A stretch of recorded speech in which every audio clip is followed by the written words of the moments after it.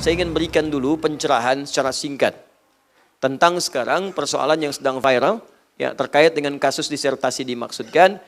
Sebetulnya sih ini tidak usah banyak dibahas, tinggalin aja gitu.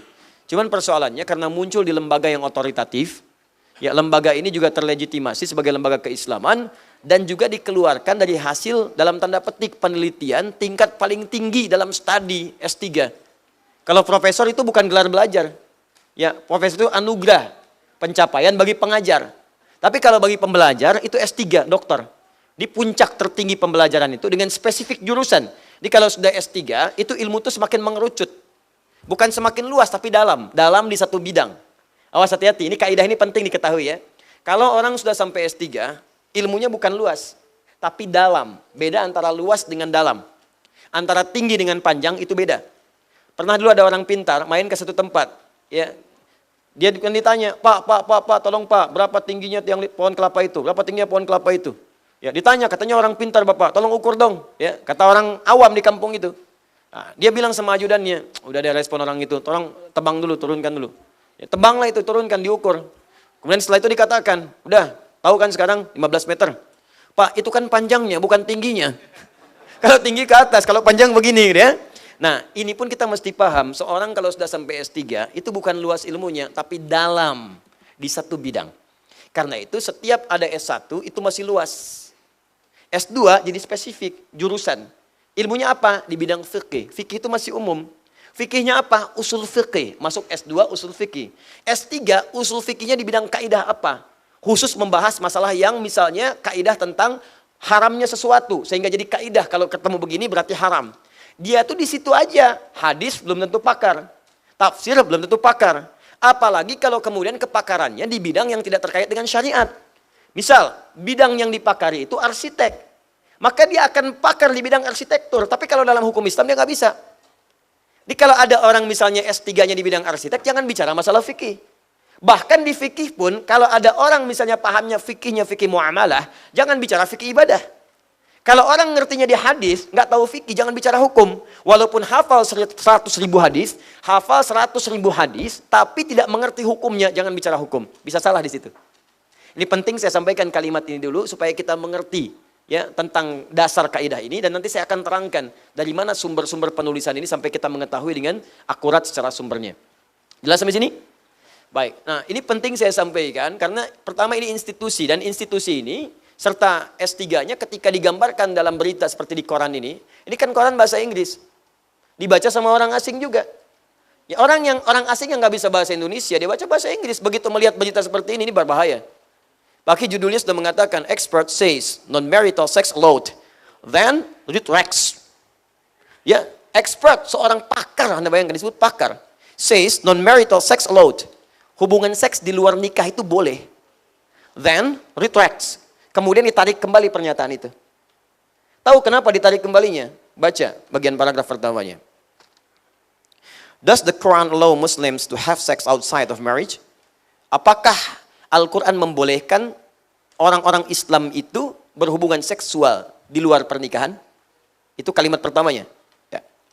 Sunan Kalijaga Islamic State University, Win Sunan Kalijaga dalam kurung, Doctoral Candidate Abdul Aziz answers to that question seems to be yes. Sampai kaget tuh anak kecil aja.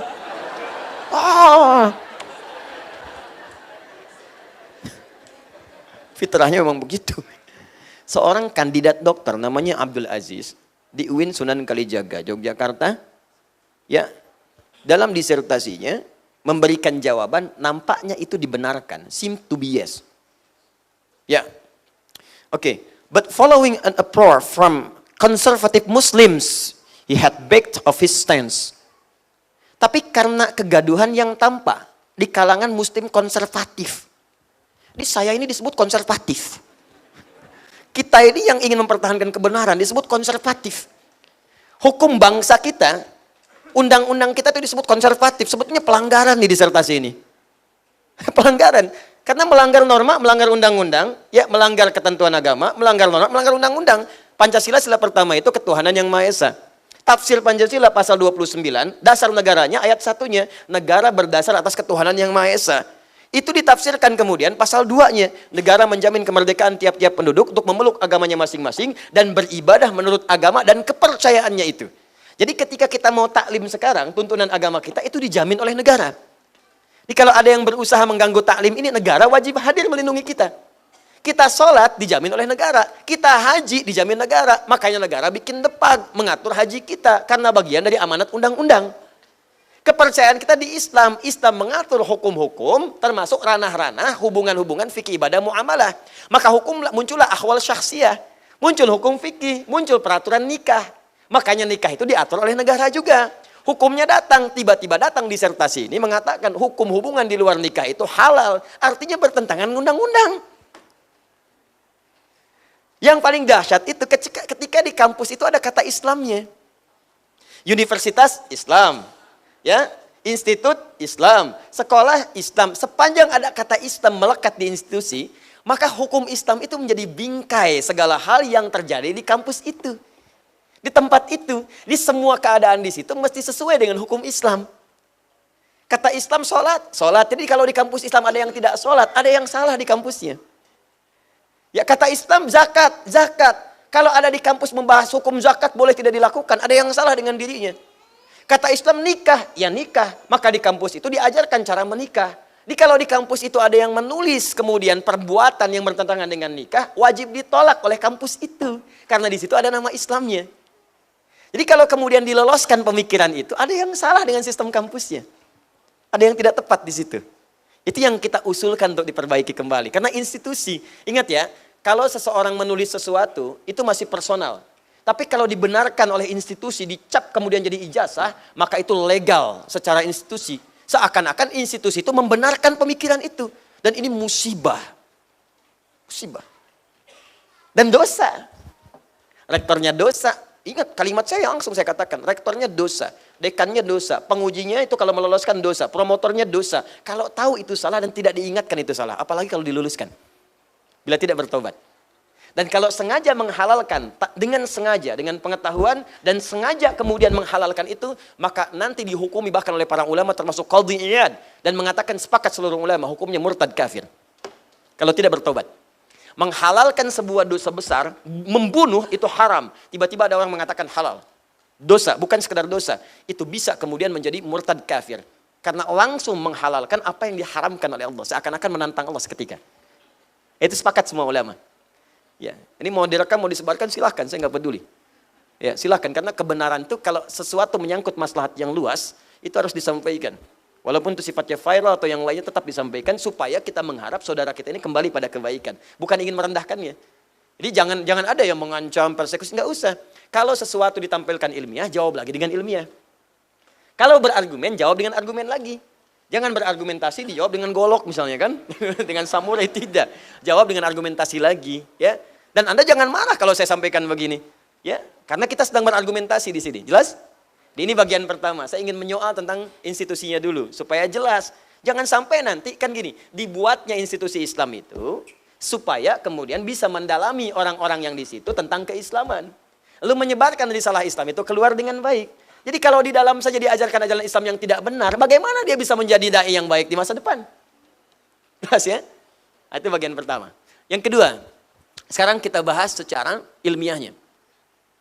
Baik, saya kumpulkan dari informasi-informasi yang muncul, latar belakangnya juga saya kumpulkan yang nulisnya, sampai dari mana referensinya. Dan saya gali.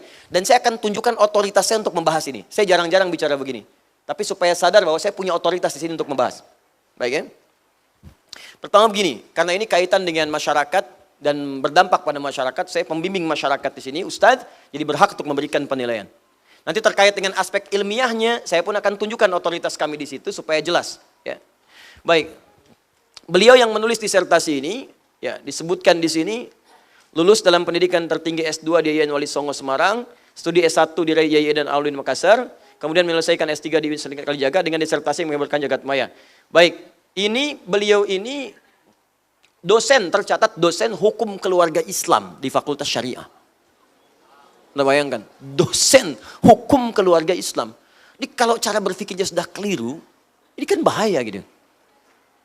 Dan saya berhak untuk memberikan informasi ke masyarakat, untuk meluruskan. Bagaimana kalau anak Anda sekolah kemudian di situ mendapati dosen seperti ini? Ibu melahirkan anak ibu 9 bulan lebih, 10 hari. Diberikan ASI, dirawat, TK Islam, SD Islam, SMP Islam, dirawat-rawat, disayang-sayang sampai hafal Quran. Masuk diajar oleh yang seperti ini, rusak. Apa ibu nggak nangis? Bapak nggak kecewa? Ya, makanya kita luruskan dulu seperti ini, dan kita doakan yang bersangkutan setelah kita bahas ini bisa kembali tobat. Ya? Lebih baik. Dan jangan dicela dulu, tidak. Tapi kita diskusikan secara ilmiah. Jelas ya? Nah, ini saya ingin sampaikan situasi saat ini. Kemudian, ini disertasi ini, ya, judulnya Konsep Milkul Yamin Muhammad Syahrul. Ingat, Muhammad Syahrul, ditulis Syahrul, padahal bukan Syahrul di sini, Syahrul. Muhammad Syahrul. Nanti saya ceritakan siapa Muhammad Syahrul itu. Sebagai keabsahan hubungan seksual non-marital. Ini konsepnya Milkul Yamin, milik Muhammad Syahrul. Ini salah tulis, tulisannya Syahrul, harusnya Syahrul. Ya, shin besar, ha kecil, ra, waw, ra. Ini nulisannya udah salah gitu kan. Ini nulisannya udah salah, bisa lolos gitu. Adi dengan Ade beda nggak? Beda, ya. Ustadz Ade Hidayat, ya udah salah nama. S3 lagi. Ya, kalau SD nggak apa-apa lah gitu. Ini S3 dan lolos gitu kan? Allahu Akbar. Tidak mungkin aja yang salah ngetik medianya. Mungkin di sananya benar tulisannya. Baik, pertama konsep Milkul Yamin Muhammad Syahrul sebagai keabsahan hubungan seksual non marital. Baik, saya mau tunjukkan dulu sebentar gini. Jadi konsep ini yang ditulis disertasi itu bukan penemuan murni. Tapi pendapatnya Muhammad Syahrul. Muhammad Syahrul berpendapat kebolehan berhubungan seksual di luar nikah dengan syarat-syarat tertentu. Itu ditemukan bacaan itu oleh beliau ini yang nulis disertasi. Diambil itu sebagai objek penelitian, ditampilkan dalam disertasinya, dan diajukan argumentasi untuk memberikan solusi pada persoalan-persoalan klasik di Indonesia yang membutuhkan solusi hukum terinspirasi dari sini.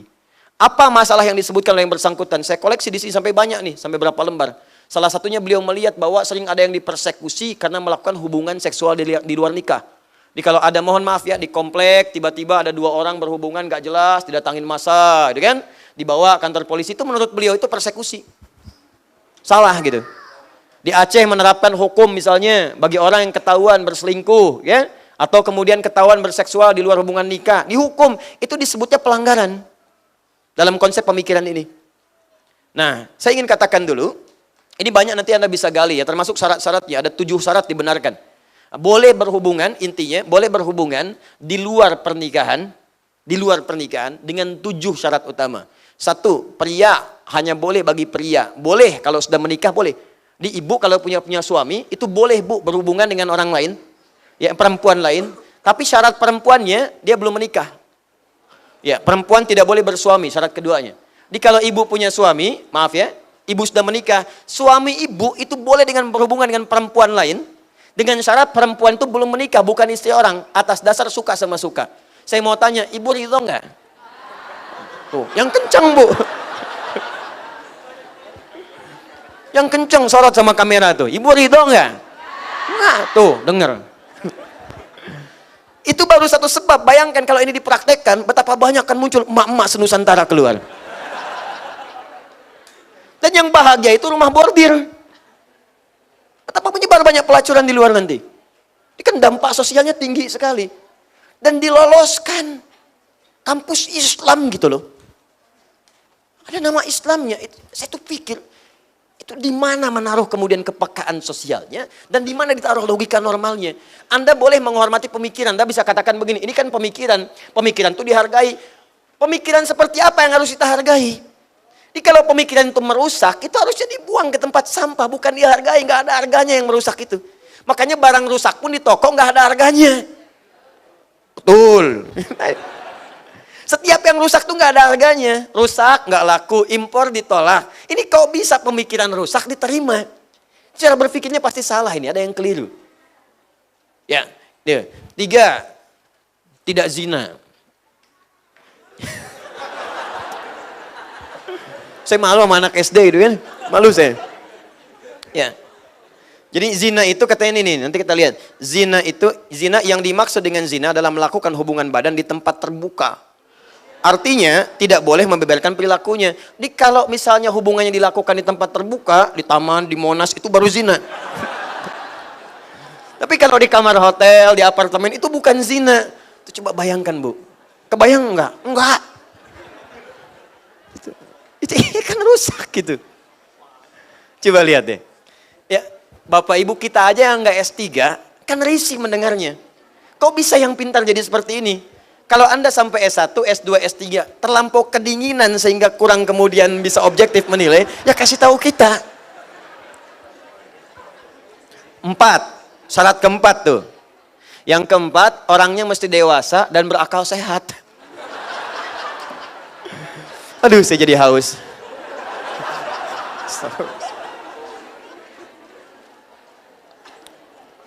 Di sini aja udah kontradiktif. Dewasa dan berakal sehat. Kan hubungan di luar nikah itu udah nggak sehat, Bu. Istri aja marah, anak aja nggak sepakat disebut sehat. Bagaimana bisa sehat? Mungkin menulis ini sedang kurang sehat, juga. Kelima, harus lawan jenis, tidak boleh berhubungan badan dengan sesama jenis. Keenam, tidak boleh ada hubungan darah. Jadi maksudnya jangan dari satu mahram. Ya kakak sama adik nggak boleh, hubungan incest itu ya tidak diperkenankan. 7, boleh beda agama. Oh, makin rusak ini. Udah makin rusak. Ini saya kasih tahu ya, maaf ya. Nikah saja yang halal itu tidak diperkenankan beda agama. Apalagi ini yang nggak nikah. Dan ayatnya turun langsung, Quran surah kedua ayat 221. Ya, wala tankihul musyrikati hatta yu'minna wala amatun mu'minatun khairum min musyrikati walau a'jabatkum wala tunkihul musyrikina hatta yu'minu wala 'abdun mu'minun khairum min musyriki walau a'jabakum. Jangan kalian nikahi perempuan-perempuan yang belum beriman sampai dia beriman dulu. Ajak dulu dakwahi. Keta'aruf silakan dakwahi untuk beriman. Kalau tahu mau beriman jangan menikah. Lebih baik kau menikah dengan muslimah yang paras yang kau pandang biasa daripada engkau korbankan imanmu untuk mendapatkan kemudian perempuan yang engkau anggap cantik itu saat itu. Kalau sudah memudahkan hilang kecantikan itu. Tapi iman kan dibawa sampai ke akhirat nanti. Ya. Kata orang kan cantik itu relatif. Walaupun jelek itu mutlak. Ya. Tapi relativitas itu nggak bisa diukur dengan iman. Paham ya? Ayat ini mengatakan jangan nikah. Ya, kalau belum beriman pasangan kamu. Anda bayangkan nikah saja yang halal menjadi tidak boleh. Ketika belum beriman, ini yang paling dahsyat teman-teman sekalian, nggak nikah jadi boleh hubungan seksual itu. Itu kan jahlun murakkab, kesalahan yang paling fatal.